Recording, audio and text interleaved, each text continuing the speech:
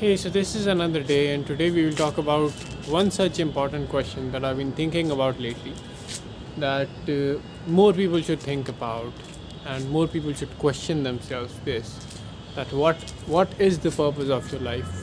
Why are you here in this world? Okay.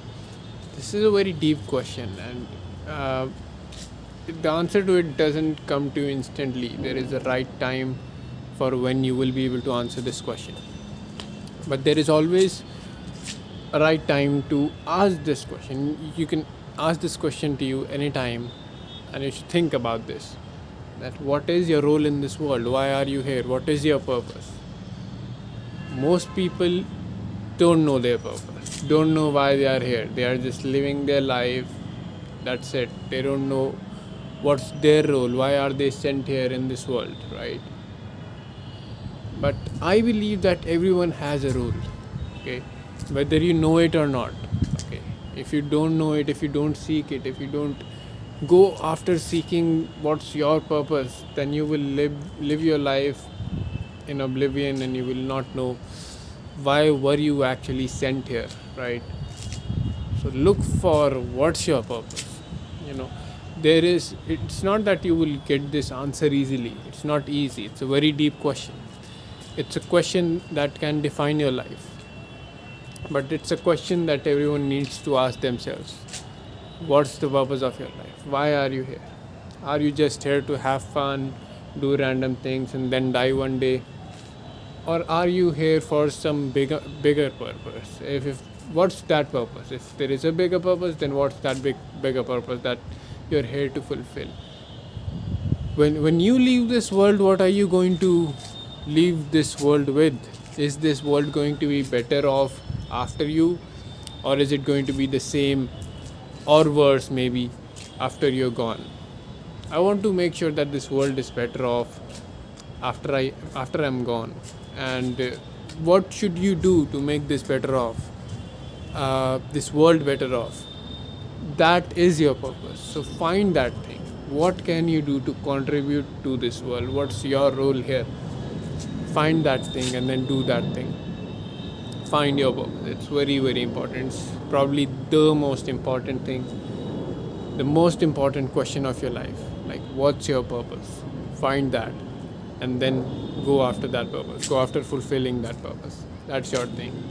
Okay, I'll see you later. So there's this plant on our terrace, and it looks beautiful. You see, there are flowers here in this, and then there are also some spikes which can hurt you if you put your finger to it. They can get into your finger. They're really sharp.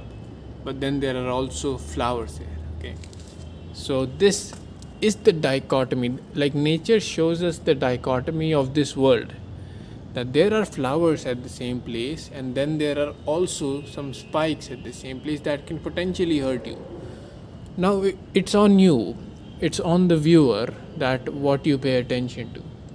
Are you going to pay attention to the flowers and focus on the flowers here, or are you going to pay attention to the spikes here? That's your choice. No one determines that. You determine that. What are you going to see? From far away, it looks good, but when you get closer, you see there are two things: there are flowers, there are leaves, and then there are these spikes. What do you want to focus on? What do you want to savor? What do you want to see and enjoy?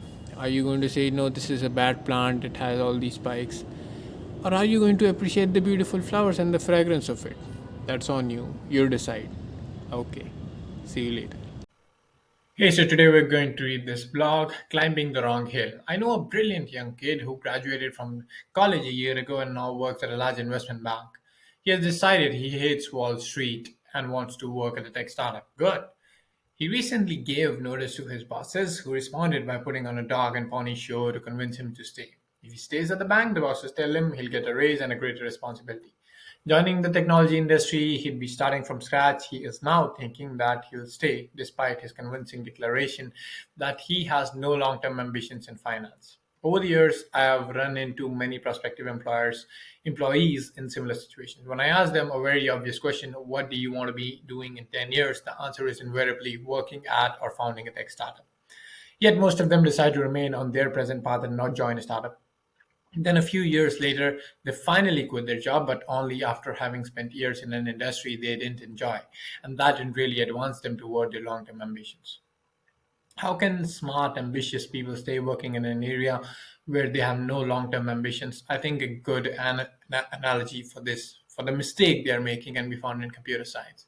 A classic problem in computer science is called hill climbing. Imagine you are dropped at a random spot on a hilly terrain where you can only see a few feet in each direction. Assume it's foggy or something. The goal is to get to the highest hill.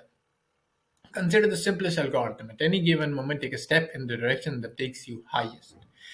The risk with this method is if you happen to start near the lower hill, you'll end up at the top of that lower hill, not the top of the tallest hill. A more sophisticated version of this algorithm adds more randomness into your work. You start out with lots of randomness and reduce the amount of randomness over time. This gives you a better chance of meandering near the bigger hill before you start your focused, non random climb.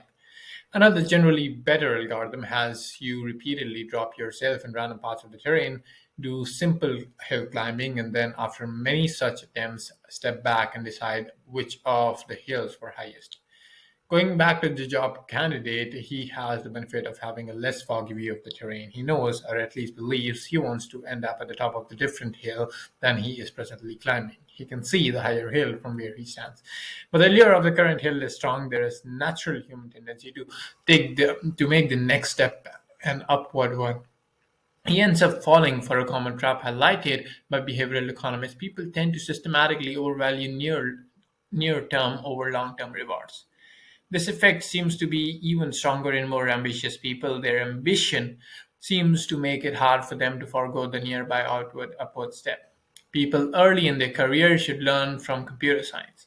Meander some in your walk, especially early on. Randomly drop yourself into parts of the terrain, and when you find the highest hill, don't waste any more time on the current hill, no matter how much better the next step might appear. I'll read the last para again for you as it's the most important. People early in their career should learn from computer science. Meander some in your walk, especially early on. Randomly drop yourself into new parts of the terrain, and when you find the highest hill, don't waste any more time on the current hill, no matter how much better the next step up might appear. That was the blog for today. It's on cdixon.org if you want to find and read the entire version. I just read out the entire version, but if you want the link, this is the link. Right up here, cdixon.org, and just search for climbing the wrong hill. Okay, bye. That was the vlog for me today, and I'll see you tomorrow with another vlog. Bye bye.